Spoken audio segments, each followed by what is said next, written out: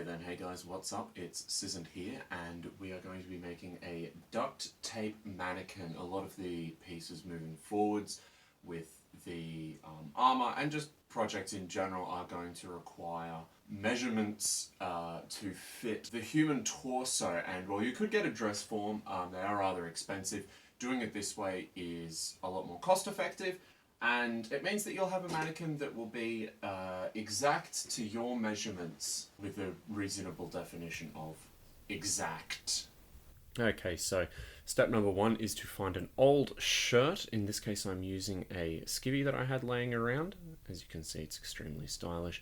It's important to me that it covered the neck because, well, we're covering it all in duct tape. The first layer, as you can hear, sticky side up. So, after that, simple matter of adding additional layers. We went 3 layers deep, so you can see it's extremely stiff. I can't actually raise my arm to give a thumbs up. That was maximum effort. Split it up the back. Emerge from your chrysalis a new, beautiful, disgustingly sweaty butterfly. Don't do this when it's too hot. I did this right at the start of the summer, and I was kneeling in front of an air conditioning unit the whole time. Word to the wise, duct tape doesn't breathe especially well. You can see here I've split up the back of the arms as well, just to make it easier to get past my big bony elbows, because you do want this thing on as tight as you can get it. You want it to be a form for your body. So after you've successfully removed it, neither side will be sticky. That's why you put the duct tape, the sticky side up initially. So all we're going to be doing here is just patching up the spots in the arms that we cut open. So basically what we're going to be doing here is just getting the whole thing ready to be filled with expanding foam.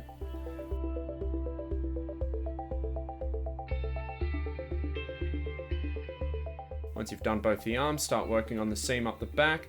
I get a little bit precious about this. As you can see, I'm just trying to line it up the exact way that it was on my back, because the closer that you get it to the way that it was sitting when it was attached to you, the more precise of a torso you're going to get. So I'm using all of the little ridge lines and all of the little interesting topography here to try and line it up just as well as I can with a few tabs of duct tape before we go and tape the whole thing together. All in all, I used, I think, 4 rolls of duct tape on this, so your mileage may vary.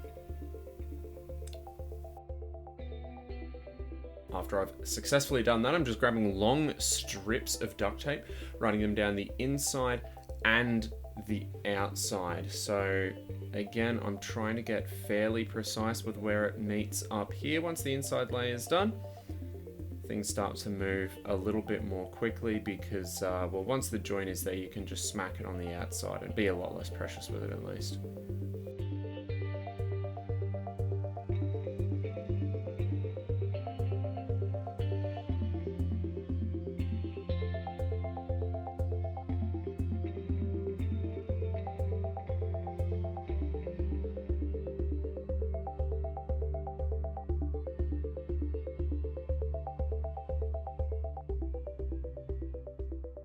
Okay, now that we've got the seam all the way from the neck down to the waist, on the inside, you'll see that I'm just going along the outside. Now, what I'm doing here is just making sure the tape is long enough.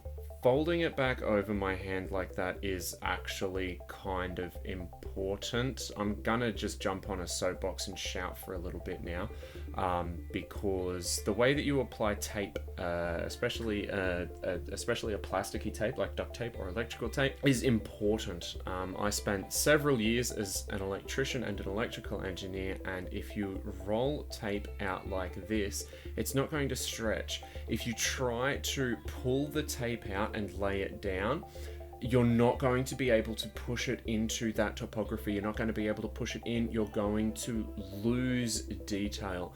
The whole point of using so many layers of duct tape for this is to try and match the topography of your torso. And so if you don't apply the tape in a rolling fashion like this, if you stretch it over the top and lay it down, it's going to pull and stretch at the shape that you've already done before it has any foam in it, and basically the whole thing is going to be hunchbacked. So That being completed, the next step is to block off the arm and neck holes. I've just got some old calico here, I think. It might even be linen, honestly. Just use offcuts of whatever. I'm just cutting them roughly here, and you can see I'm just fluffing it out, and then we're just going to put a little bit of duct tape over it to secure it. Probably don't need to be as heavy-handed as I was in securing it here, because the whole point is the expanding foam is going to be pushing from the inside, so, you know, that's kind of going to hold it in place. I go pretty ham on the armholes. I block them off completely. In hindsight, again, I probably didn't actually need to use this much tape, but, you know, the armholes didn't leak any foam, so I'm really... Who went overboard? It was me.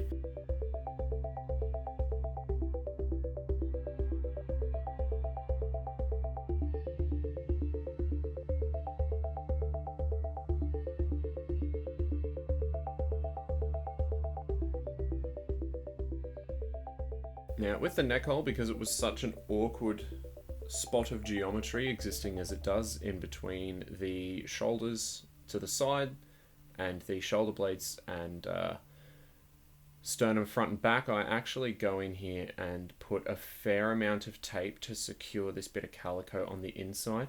It's important when you do this that the calico can still be pressed as hard as you can against the inside of it. So here we've got the expanding foam. This is just cheap shitty builder's foam that I got off of eBay. And you're also going to need a spray bottle full of clear water. The reason for that is that the foam expands, sticks, and dries better when it is slightly damp, when the moisture content of the air is high. So give it a quick spray on the inside. After you finish shaking the shit out of your foam, just get right up in there. Just get the nozzle right up in the guts of it and spray it full.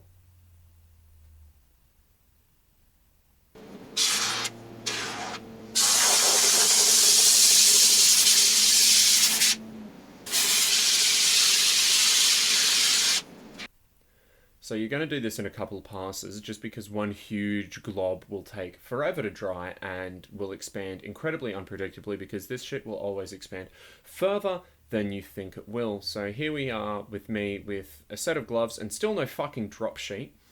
Putting in, I think this might be the second layer. So at first, you're basically going to want to get as close to the armpits as you can and really get the foam down into those armholes, because, well, once the top of the torso is full, there's not going to be any way to put any supplemental foam in there. So this is kind of an order of operations kind of deal.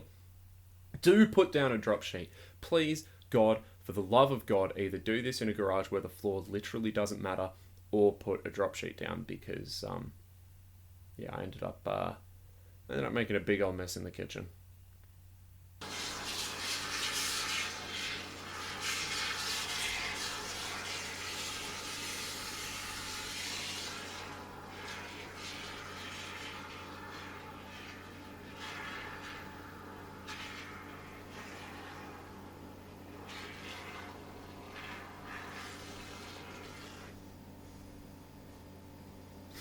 When it first comes out, it's basically going to be a big, runny, lumpy mess. That's fine. Try and rotate it. Don't leave it to dry completely upside down. Also, don't do this.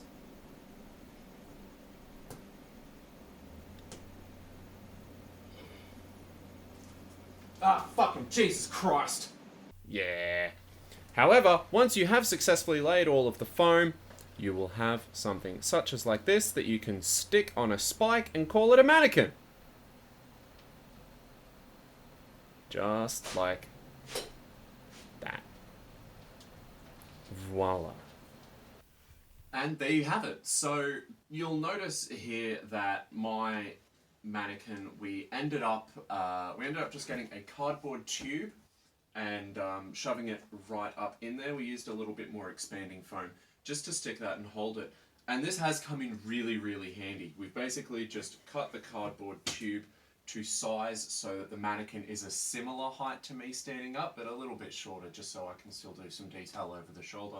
But this means that it's easy to rotate, it's easy to pick up and move, it's just easier to handle when it's not one complete piece with the base. So we can just fold up the base and pack it away now because they are two separate pieces. It's honestly, for maybe $40 in parts, this is really, really convenient. I've started patterning the jerkin already off of this, so we've got all of that to look forward to. Anyway, thanks guys for tuning in. Hope that you enjoyed the video, and I hope that at least one of you found this useful, if not entertaining. So thank you, and I'll see you again next time.